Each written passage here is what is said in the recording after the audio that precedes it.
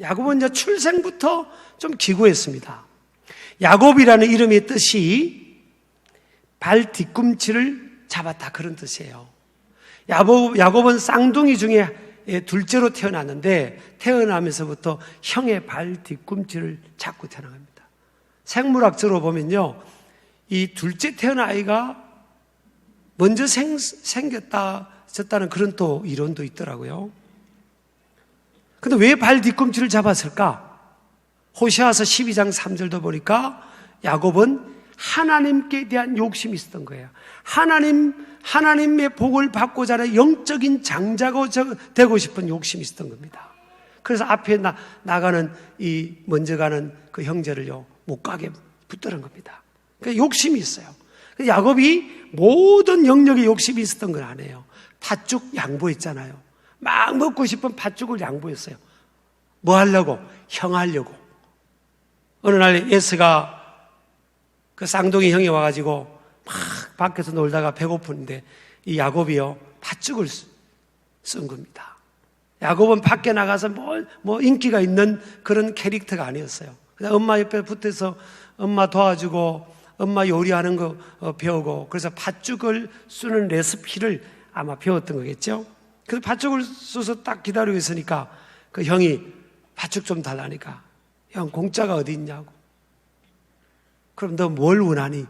형, 나 오늘부터 내가 형 하자. 내가 팥죽 줄게. 그랬더니 예스가 아이고 이 녀석 속으로 그랬겠죠. 이거 미련하네. 그래, 네가 오늘부터 형 해라. 팥죽 줘.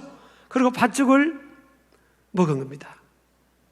근데 이 야곱은 팥죽을 포기하는 일이 있더라도 자기는 하나님 앞에서 영적으로 장자가 되고 싶은, 하나님이 복은 하나님이 주신다, 이런 믿음이 있었던 거죠. 그리고 여러분, 이 쌍둥이인데 캐릭터가 전혀 다릅니다. 형 에서는요, 참 뛰어난 사람이었습니다. 세상적으로. 그 당시는 원시 산업 시대였잖아요. 몸으로 직접 가서 사냥을 해서 생존해야 되는 시대예요. 근데 이 형은 나가면 이 짐승을 잡아오는 겁니다. 근데 야곱은 나가면 잡아왔다는 게 없어요. 그러니까 나가봐야 안 되니까 엄마 옆에 붙어만 있는 겁니다. 그리고 이 형은 히타이트, 헷 족속의 그 여자들을 애인으로 삼고 또 아내로 삼았습니다. 아내들로. 그러니까 여자들에게 인기가 많았어요. 야곱은 결혼할 때까지 그 야곱의 스토리를 보면 누구하고 연애했다는 그런 기록이 없어요. 야곱도 어떻게 결혼까지 하게 됐는가 하면 한 여인을 위해서 7년 머슴을 살고 그 여인을 얻는데, 자고 일어나 보니까 자기가 그렇게 사랑했던 라헬이라는 여인이 아니고 엉뚱한 여인이 첫날 밤 치르고 보니까 누워있는 겁니다. 이렇게 야곱의 인생은요, 참 꼬이고 기구했어요. 그래서 다시 7년 더해서 자기가 사랑하는 여인을 얻기 위해서 7년 더 머슴 살기로 그렇게 또 계약을 맺습니다. 순탄한 건 아니죠? 할아버지가 아브라함이고 아버지가 이삭인데 야곱은 도합 20년을 머슴살이를 합니다. 머슴살이 20년을 합니다. 여러분 동네에 보면, 어릴 때 저도 자랄 때 보면 동네에 좀 잘 사는, 괜찮게 사는 집에는요, 이게 뭐 머슴들이 있는 집들이 있으시잖아요. 그리고 아버지는 그 장자인 에서를 사랑했고 어머니 리브가는 야곱을 편애했어요. 이런 속에서 살아가고 있는데, 어느 날 아버지 이삭이 형한테 하는 소리를 그 야곱의 어머니 리브가가 들은 겁니다. 야야, 너 오늘 내가 너 장자의 축복권을 주려고 그런다. 너 빨리 나가서 짐승을 잡아서 별미를 만들어 오면 내가 너에게 장자의 축복권을 주마. 그랬어요. 그 소식을 그걸 듣고 에서는 신나게 밖에 사냥을 하러 이제 떠났습니다. 그때 어머니 리브가가 그걸 듣고 야곱을 부릅니다. 야곱아, 빨리 오너라. 빨리 급하다. 빨리 와. 빨리. 네 아버지가 너 형한테 장자의 축복권을 주는 기도를 한단다.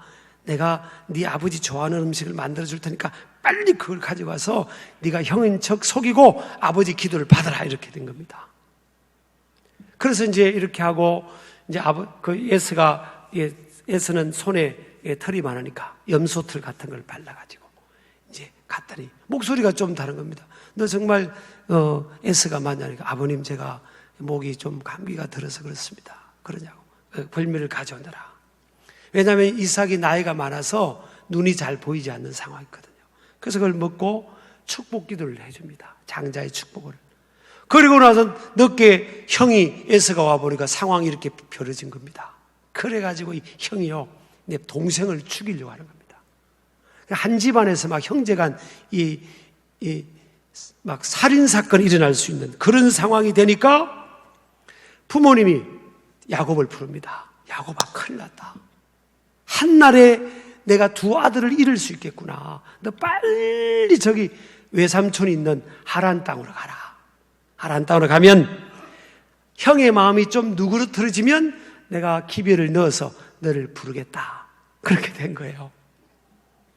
그렇게 해서 하란 땅으로 외삼촌이 사는 곳으로 갔는데요. 20년 동안 기별이 없는 겁니다. 20년 동안 그래서 머슴살이를 하게 되는 겁니다. 여러분 언제나 기별이 올까 언제나 기별이 올까 기다리다가 20년을 기다리는 건요 사람이 피를 말리는 겁니다. 피를 말리는 겁니다. 그런데 야곱이 20년의 시간을 그렇게 보냈습니다. 지금 야곱의 세월이 왜 험악한 세월인지를 지금 나누는 거예요. 그리고 브엘세바 부모님이 살던 브엘세바에서 하란 땅까지는요 약 900km입니다. 하루에 30km를 뛴 겁니다. 그래서 14일이 걸린 거예요. 여러분 뛰어서 30km 그러면 900km면요 한 달이 걸리는 겁니다. 근데 어떻게 한 달을 내내 30km 뛰겠습니까? 그리고 그 광야 그 돌사막길인데 길도 꾸불꾸불한데 그러니까 제가 볼 때는 한 달 반에서 2달 걸린 겁니다. 넉넉 잡고 한 2달 걸린 겁니다. 그 길을 하란을 간 겁니다. 가다가 이제 밤이 되면 낮에는 광야는요 굉장히 덥고 밤에는 일교차가 심해서 굉장히 춥습니다. 짐승의 사나운 맹수 소리, 짐승 소리가 들리고요. 그러니까 야곱이 급하게 도망 나왔으니까 잠을 잘 때 베개 별 게 없는 거예요. 그래서 돌을 베고 잠을 잡니다. 창세기 28장 11절에 보면 돌베개를 뱉다 합니다. 이 돌을 베고 잠을 잤다는 이 돌베개는요 인생의 가장 밑바닥을 말합니다. 밑바닥. 할아버지가 아브라함이고 아버지가 이삭인데 인생의 가장 밑바닥 베개 하나 구입해서 잠 하나 옳게 잘 수 없는 그 상황이 지금 야곱에게 펼쳐진 거죠. 그러면서 이 부모님을 그리워하면서요 하란 생활을 하는데 이 외삼촌이요 아주 못돼 먹었습니다. 그래서 그 조카한테 세경을 준다고 약속해놨고 10번이나 창세기 31장 39절 41절 보니까 10번이나 속입니다. 준다 했다가 안 준다 했다가 준다 했다가 깎아서 쓰고 막 그렇게 합니다. 근데 사실은요 야곱도 잘 속이잖아요. 남 잘 속이면요 잘 속임 당합니다. 옆 사람 인사합니다. 심는 대로 거둡니다. 좋은 말을 할 때 알아서 사세요. 심는 대로 거둬요. 그리고 양을 치다가 삼촌 양을 치다가 양의 새끼가 병들었다든지 태어나다가 무슨 문제가 생기면요 그 모든 변상을 조카 야곱한테 다 이렇게 변상하게 하는 겁니다. 그러니까 막 못돼 먹은 그 라반의 그 외삼촌이죠. 거기서 야곱이 어떤 고백을 하는가 하면 창세기 31장 39절 40절을 우리 한번 읽겠습니다. 시작. 물려 찢긴 것은 내가 외삼촌에게로 가져가지 아니하고 낮에 도둑을 맞았든지 밤에 도둑을 맞았든지 외삼촌이 그것을 내 손에서 찾았으므로 내가 스스로 그것을 보충하였으며 내가 이와 같이 낮에는 더위와 밤에는 추위를 무릅쓰고 눈 붙일 겨를도 없이 지냈나이다. 20년 회고를 하면 삼촌 앞에서 이제 삼촌을 떠나는 상황 속에서 삼촌에게 고백하는 겁니다. 내가 눈붙일 겨를도 없이 20년을 낮에 더위와 싸우고 밤에 추위와 싸우면서 삼촌 양을 찾지 않습니까? 근데 삼촌은 10번이나 내 품삯을 바꾸고 그렇게 했지 않냐고. 그런데 야곱에게는요, 자녀가 많았어요. 아들이 12명이고 딸이 1명 있었습니다. 13명의 자녀와 처자를 먹여 살려야 되는데 야곱은 객지 생활 20년이 되도록 내 비즈니스 하나가 없는 겁니다. 내 집 하나 없는 상황인 겁니다. 이게 얼마나 마음이 답답했겠어요.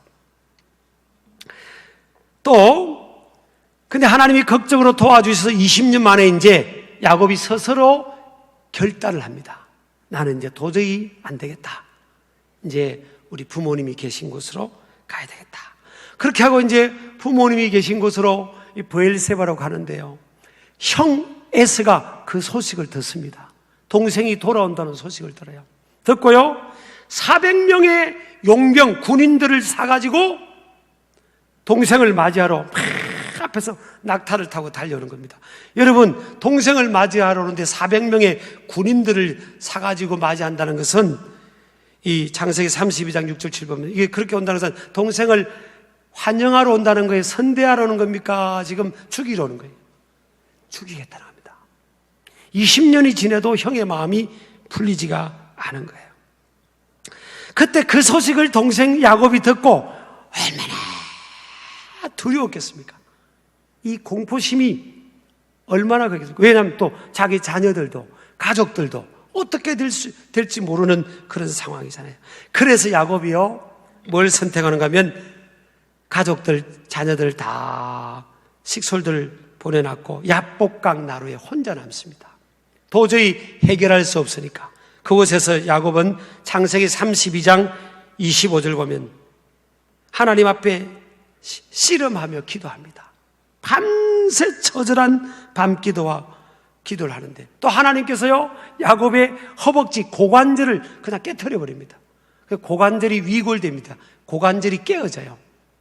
뼈가 다쳐버립니다. 그래서 야곱은 평생 절며 삽니다. 굉장히 많은 여러분 야곱의 인생에 어려움이었습니다. 그것만이 아닙니다. 이제 돌아오다가 형을 이제 극적으로 만나고 하나님이 에서의 마음을 누그러뜨려 가지고 극적으로 화해를 합니다. 거기서 끝난 게 아니고 야곱의 마음속에는 항상 심리적으로 형에 대한 두려움이 있어요. 그래서 형이 사는 그 에돔보다는 저쪽으로 좀 형하고 좀 떨어진 쪽으로 가려고 20년 전에 내가 하나님 돌아오게 오시면 베델이라는 곳에 하나님의 집을 짓고 성전을 짓고 11조 생활하면서 하나님 그곳에 살겠습니다 하고 하나님 도와달라고 했는데 그거 다 깡그리 잊어버리고요, 베델로 가지 않고 세겜 땅에서 머뭅니다. 여러분요, 엉뚱한 길로 가다 보면 하나님의 택한 백성들은 문제가 야기될 때가 있죠. 그래가지고 그 딸이 세겜 땅에 그 세상을 구경하러 갔다가 거기 추장의 아들이 납치해가지고 폭행을 해버립니다. 얼마나 여러분 부모 입장에서 마음이 찢어지겠습니까?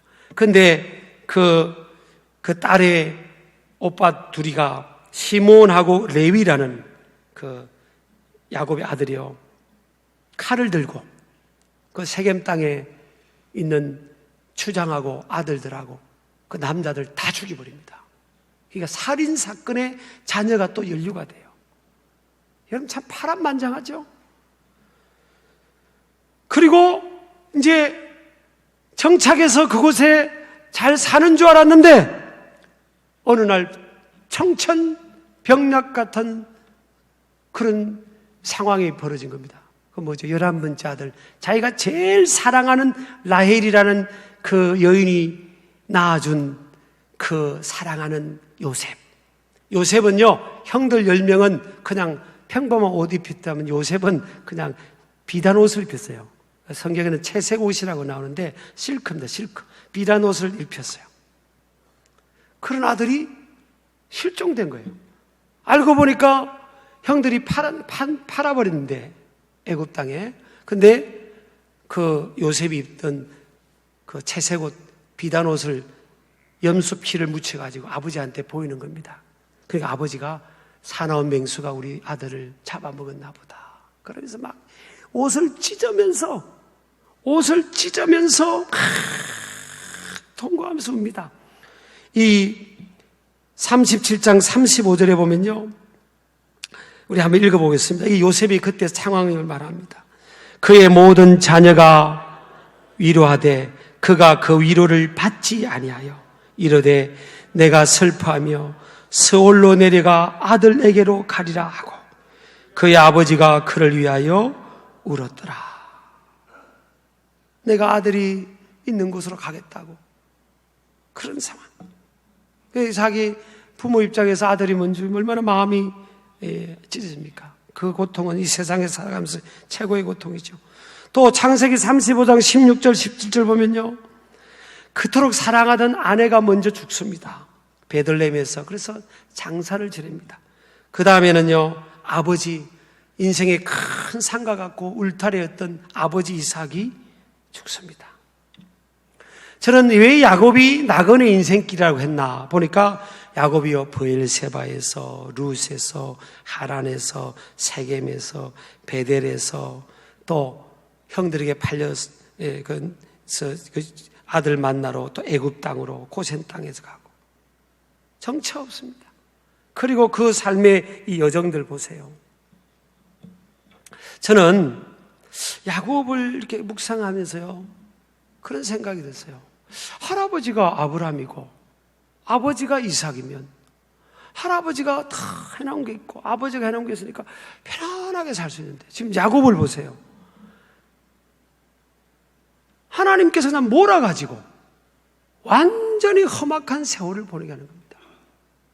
저 왜 그랬을까? 하나님 살아계신데, 하나님 축복하시는 분인데.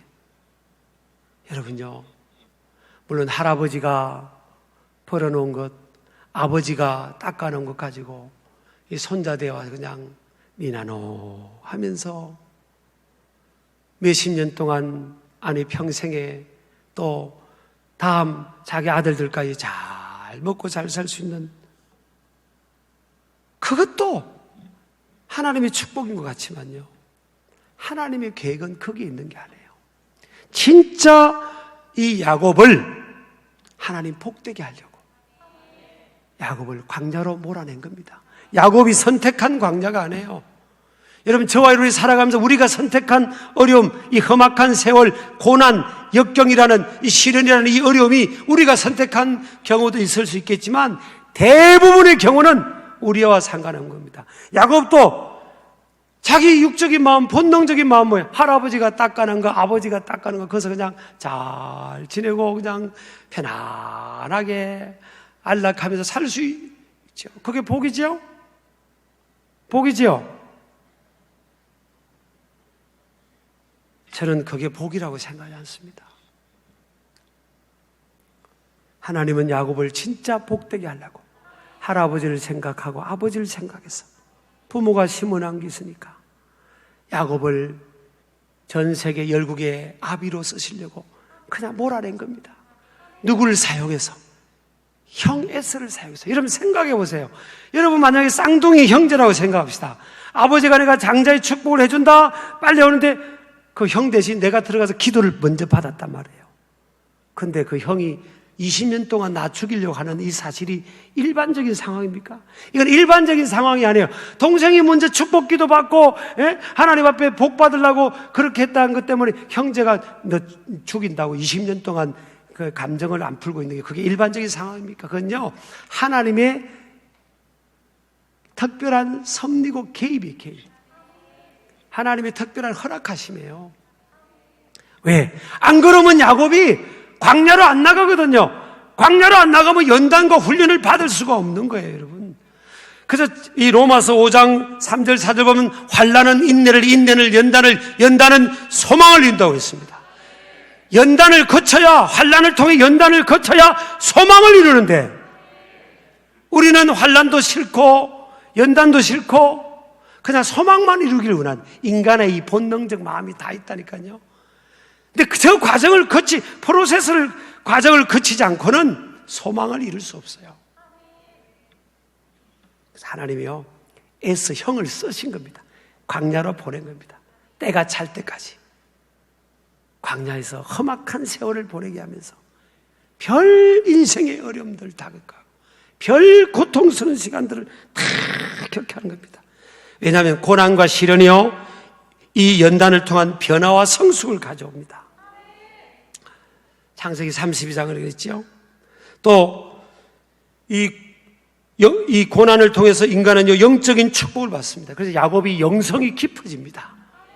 그 야복나루에서 하나님 만나고 체험하면서 영성이 깊어져서 나중에 손자 둘이가 기도받으러 왔을 때 큰 손자의 손은 이 오른손은 작은 손자 손이 있고 왼손을 큰 손자 얹고 이렇게 기도해 줍니다. 그래서 요셉이 깜짝 놀랍니다. 자기 두 아들을 기도하는데 이렇게 어긋나고 그러니까 아버님 왜 그러시 바뀌었다고 그랬더니 나도 아는데 작은 손자가 더 크게 잘 될 거라고.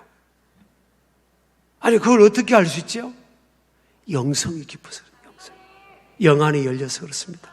나중에 12아들들 죽기 전에 눈이 육신의 눈은 안 보이지만 12아들들을 축복 기도할 때 돌아가시기 전에 12아들들의 미래에 대해서 정확하게 아버지가 영감을 받아 영성의 깊은 영성으로 기도해 주는 겁니다. 그 기도 내용대로 그대로 됐잖아요. 그래서 저와 여러분은요 야곱처럼 야곱도 고난을 통해서 체험적 신앙으로 그가 이끌림이 된 겁니다. 창세기 28장 16절에 보면 야곱이 잠이 깨어 이르되 여호와께서 과연 여기 계시거늘 내가 알지 못하였다. 이 안다, 알지 못하였다 할 때 이 안다는 단어가 히브리어로 야다입니다. 야다. 체험적 알을 말합니다. 남녀가 부부가 되어서 한 가정에서 한 공간에서 살아가면서 알아가는 그 경험과 체험적 암, 그걸 말합니다. 이론이 아니에요. Knowing about God가 아니고 knowing God입니다. knowing God. 하나님을 체험하는 겁니다. 뭘 통해서 하나님을 체험할 수 있죠? 고난입니다. 고난을 통해 하나님 체험할 수 있습니다. 그래서 여러분 우리가 살아가는 인생들도요 그렇게 평안한 삶이 아니에요. 누구나 똑같습니다. 그냥 안락한 삶. 아무런 그냥 우리는 평생 먹고 살 거 있고 다음 때 먹고 살 거 있고 그냥 아무 일도 안 하고 그냥 맨날 그냥 재미있는 놀이나 하고 그냥 그렇게 살. 여러분 그거 축복인 것 같죠? 부럽죠? 목사님 그래도 나는 그렇게라도 한 번이라도 살아봤으면 좋겠어요. 그런 분도 있으시죠? 저는요 제가 단언합니다. 그 저주입니다. 저주. 꿈 없이 소망 없이 비전 없이 인생의 가치 없이 참된 의미 없이 그냥 그렇게 살아가는 삶이 그게 무슨 축복입니까? 우리가 아직은 준비가 안 됐더라도 하나님의 위대한 비전을 준비하는 과정 속에서 인생의 프로세스 속에서 험지도 가고 험악한 길도 가고 자충우들의 어려움도 당하고 정말 외로움도 겪고 추위도 겪고 그러면서 막 연단을 받아서 하나님이 쓰시고자 할 때 다 쓰임 받는 게 그게 아닙니까 여러분? 근데 그러면 그러세요. 목사님 그럼 20년 말고 그냥 한 2년만 하면 안 되겠냐고. 그걸 제가 전항하는 게 아니죠. 하나님께서 크게 쓰실 사람 야곱은 보세요. 20년. 모세는요 40년.